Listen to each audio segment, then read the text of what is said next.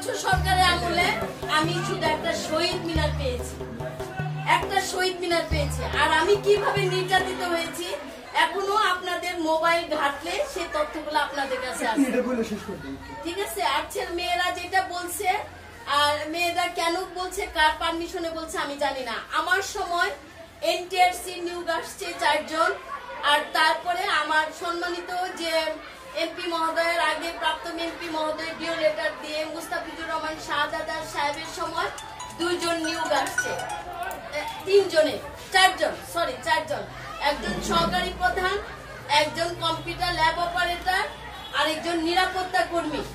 আমি নিজেও জানি না কোন পত্রিকায় আসছে, কি আসছে, সব সে পত্রিকায় দিয়ে সে সবকিছু করে আমাকে খালি সিগনেচার করানো হয়েছে। আমি খালি ওই পুতুল হিসাবে আমি ওখানে যে অ্যাটেন্ড করছি, কাকে নিচে কি হচ্ছে এটা আমি জানি না। তারপরে প্রতিষ্ঠানটা আমার, চেয়ারটা আমার না, একদিন দিয়ে যেতে হবে। আজকে এই প্রতিষ্ঠানটাকে আমি সুন্দরভাবে পরিচালনা করে আসছি। সরকারি বিধি মোতাবেক আমার টিচারদের বেতন, ইনক্রিমেন্ট, বোনাস, করোনাকালীন সময় সারা জামালপুর ডিস্ট্রিক্টে কোনো প্রতিষ্ঠানে টিচারদের বেতন দেয় নাই।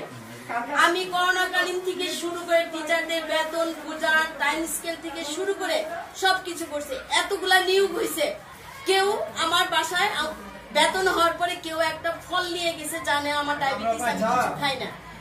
আমি কোনোদিন, আমাকে কেউ যদি 10টা টাকা দেয় সেটা অর্থ আত্মসাতের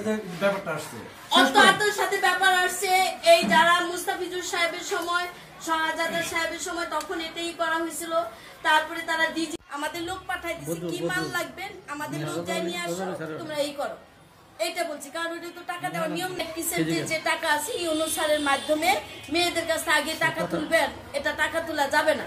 যদি এটাকে অন্য কিছু মনে করে রেড কিচেন থেকে দেওয়া যাবে। এর আগে 18-19 সালে বন্যাতে আমরা রেড কিচেন থেকে টাকা দাবি করে